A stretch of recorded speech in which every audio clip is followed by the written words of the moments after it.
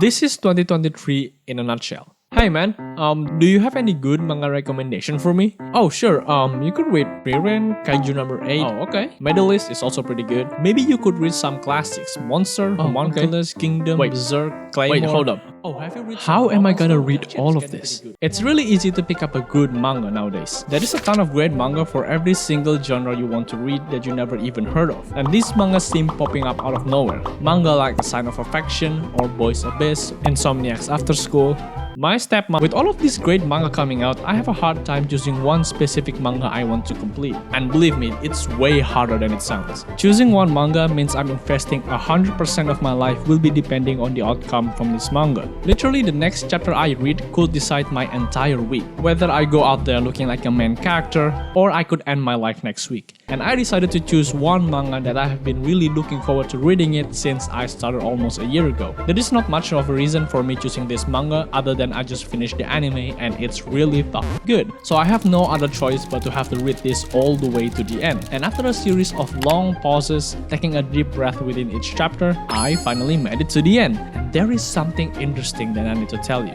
I'm gonna talk about things happening in the series past the first season. And since the first season only covers a tiny bit of the whole story, I think I need to tell you a brief overview of the entire series. Oshinoko is written by Akasaka-sensei, collaborating with Mango Yokoyari-sensei. Akasaka-sensei is famously known for creating Kaguya-sama and is currently writing another series named Love Agency. Meanwhile, Yokoyari-sensei is famously known for both writing and illustrating Scum's Wish. On the 23rd of April 2020, both Akasaka and Yokoyari-sensei published Oshinoko in Weekly Young Shonen Jump. Currently, there are 12 volumes consisting of 9 story arcs. The first of the 4 arcs are covered in the first season of Oshinoko, so I'm not gonna tell you that much. If you really wanna know, go and watch Oshinoko. What are you doing here? The prologue on the first volume is about Goro reincarnates to Aqua and the brief childhood of Aqua and Ruby. The second volume tells about the show business arc is when Aqua and Ruby get to high school and become idols and actors. Oh, and this is where we get introduced to the best girl in the series. Reality show arc is on the third and a bit of the fourth volume. As the name suggests, it is about Aqua on a dating show and features even more characters like Yuki, Yuri on Ice, Scott Pilgrim, and some other bits like Akane and Memcho.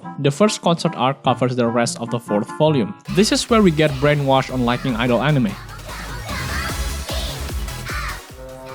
The stage play arc is the longest arc in the series, spanning the 5th, 6th, and the first of the 6 chapters in the 7th volume, telling the stage play adaptation of Tokyo Blade. The private arc and mainstay arc is one of the most important arc in the series. Private arc spans the rest of the 7th volume and 8th volume, covers the story of B. Komachi new song and the music video in Miyazaki. Mainstay arc on the 9th and the 10th volume, telling the story of Ruby featuring at the web show. Scandal arc on the 11th volume, in contrast, in some sort of bridge story, telling the potential scandal surrounding Arima with the director. And nope, it's not a hentai.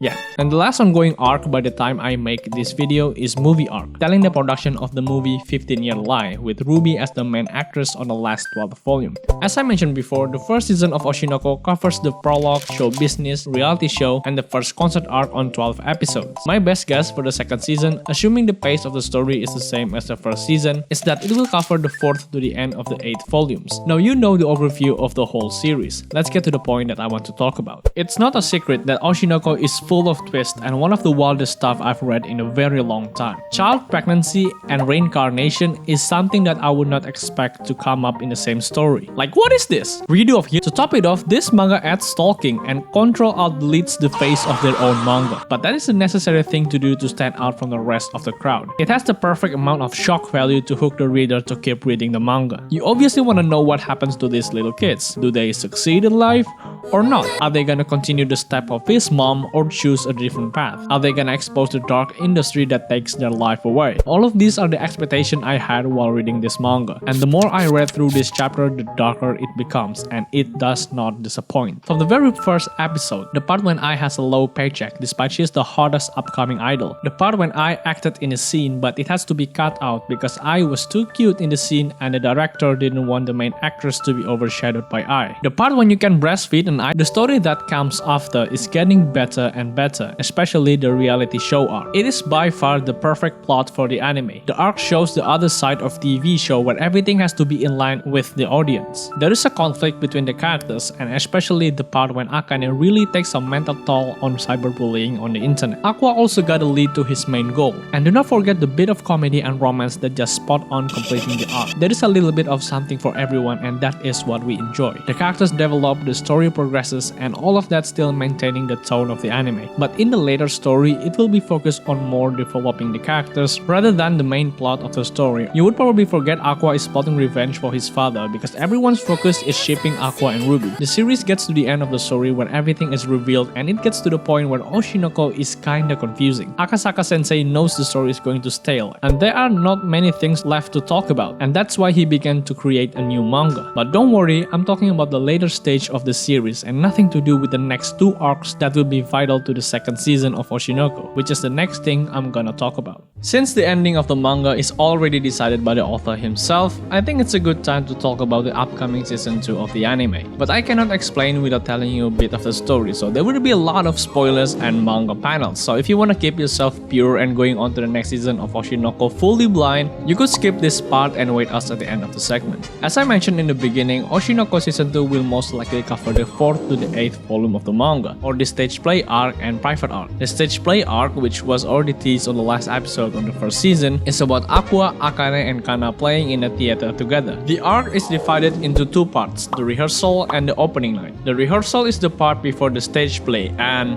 this part is a really fucking mess. The main problem in this arc is not Aqua, Akane, or Arima, but this little girl. So in short, the chapter went like this. Everyone gathers around, they introduce each other, the director, the scriptwriter, the lead of the project. Everyone's practicing and communicating really well. The actors are having a really great time. Akane and Arima doing their best not to lose. Everything is going really well. And this girl exists. Clearly she has some problem, but I don't know and I don't care because she, out of nowhere, wants to change the script. Okay, if only one or two scenes, it's okay. She is the mangaka. Whatever. She wants to change the whole fucking script. And this is the part that makes me snapped. She dislikes everything. She rejects manuscripts revisions and she even insults and humiliates the scriptwriter. As if she is not the main fucking problem. What is wrong with you? The opening night is where Aqua makes the play of his life. Not only him, but everyone performs their play of their life. If this part didn't exist, I would probably still be molding over that girl. But that girl aside, this arc has to be the best arc in this whole series. I really love how we explored the emotional part of Aqua. Every single character has a development and the side characters were absolutely wonderful. It really makes the entire 1,000 lines of dialogue feel really worth it. Moving on to the private arc, and in contrast, there are not many things that happen. B. Komachi travels to the town of Takachiho in Miyazaki Prefecture, the place where Aqua and Ruby were born and where their previous lives as Goro and Sarina resides. And I'm gonna be honest, this arc felt pretty slow. Aqua finds his old buddy and talking about his relationship with Akane, and the only interesting part is where Ruby got approached by a girl which leads to their father. Other than that, it's just some dialogue and then...